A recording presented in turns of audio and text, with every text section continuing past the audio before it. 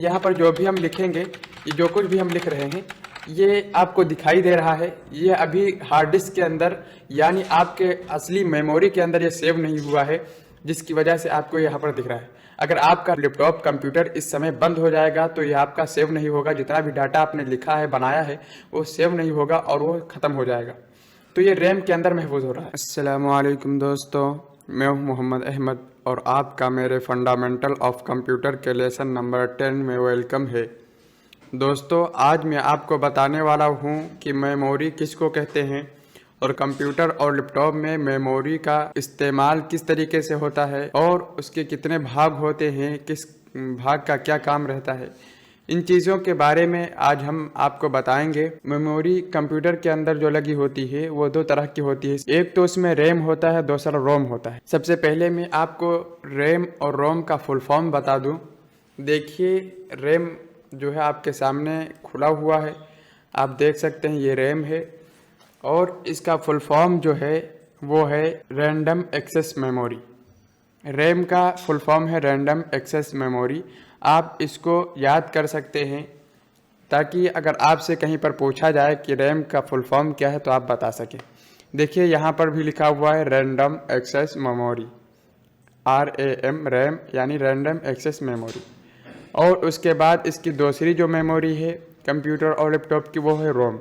तो रोम देख लीजिए, ये रोम है। तो इसका जो है full form read only memory, ये नीचे भी देखिए लिखा हुआ है रीड ओनली मेमोरी। ये दो इसके अंदर मेमोरी होती हैं, इसी के ज़रिए से कुछ आर्जी याददाश्त ये अपने अंदर रखती हैं। अब सबसे पहले हम रोम को देखेंगे कि रोम क्या है और रोम की परिभाषा क्या है। देखिए, अगर रोम की परिभाषा की जाए तो रोम ये अपनी याददाश्त में उन तमाम फाइलों को महफूज कर लेता है जिनकी ज़रूरत कंप्यूटर को बूट यानी चालू होने के वक्त पड़ती है। जाहिर सी बात है, जब हम कंप्यूटर को चालू करते हैं तो उसके लिए कुछ चीज़ें इसके अंदर होती हैं, कुछ फाइलें होती हैं जिसके ज़रिए से ये बूट होता है, चालू होता है।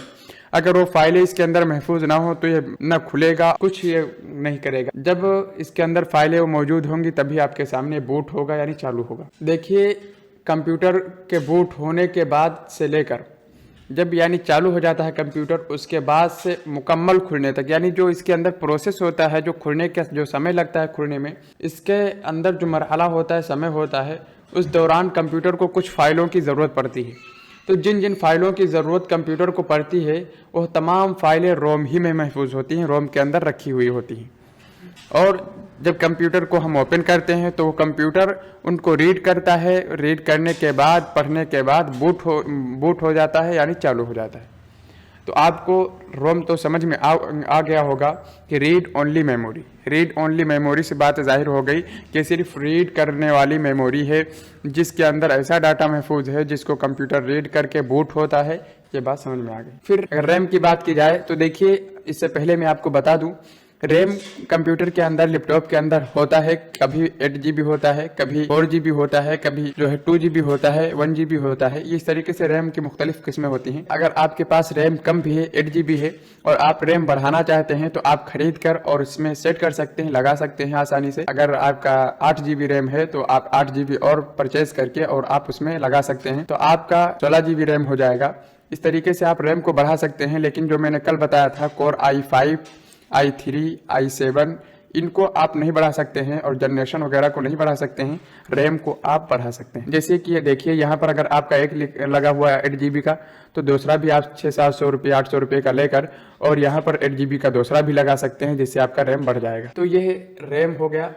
अब रैम की परिभाषा अगर बात की जाए, परिभाषा क्या है, इसका फुल फॉर्म तो मैंने बताया, रैंडम एक्सेस मेमोरी है, लिखा हुआ है, आपके सामने मौजूद है। रैम ये कंप्यूटर की आर्जी याददाश्त होती है। कंप्यूटर को बूट होने के बाद जो भी काम हम कंप्यूटर पर करते हैं वो सब रैम ही पर महफूज हो जाता है। देखिए, जब हम कोई काम करते हैं, कुछ भी लिखते हैं, देखिए मैं लिख कर दिखाता हूँ आपको, जिसे मैं यहीं पर लिख रहा हूँ। तो यहाँ पर जो भी हम लिख रहे हैं तो ये सेव तो हम इसको नहीं कर रहे हैं, तो ये क्या हो रहा है, ये रैम के अंदर महफूज हो रहा है। रैम की वजह से आपको यहाँ पर दिखाई दे रहा है। या अगर आप दूसरी जगह पर समझना चाहेंगे तो मैं आपको यहाँ वर्ड से समझा देता हूँ। देखिए, यहाँ पर जो भी हम लिखेंगे, ये जो कुछ भी हम लिख रहे हैं, ये आपको दिखाई दे रहा है। ये अभी हार्ड डिस्क के अंदर यानी आपके असली मेमोरी के अंदर ये सेव नहीं हुआ है।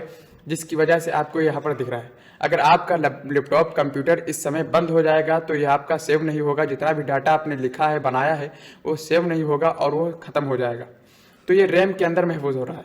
लेकिन अगर हम इसी को यहाँ से सेव कर दें, यहाँ से जाकर और सेव कर दें, तो ये जाके हार्ड डिस्क में या SSD में सेव हो जाएगा।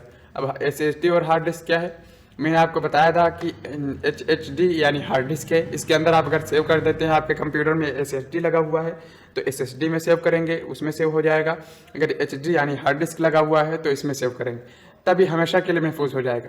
लेकिन सेव करने से पहले जो आपको दिखाई देता है और आपके सामने एक काम होकर आता है, ये कहाँ पर सेव होता है, ये रैम में महफूज होता है। तो आपको रैम भी समझ में आ गया होगा तकरीबन।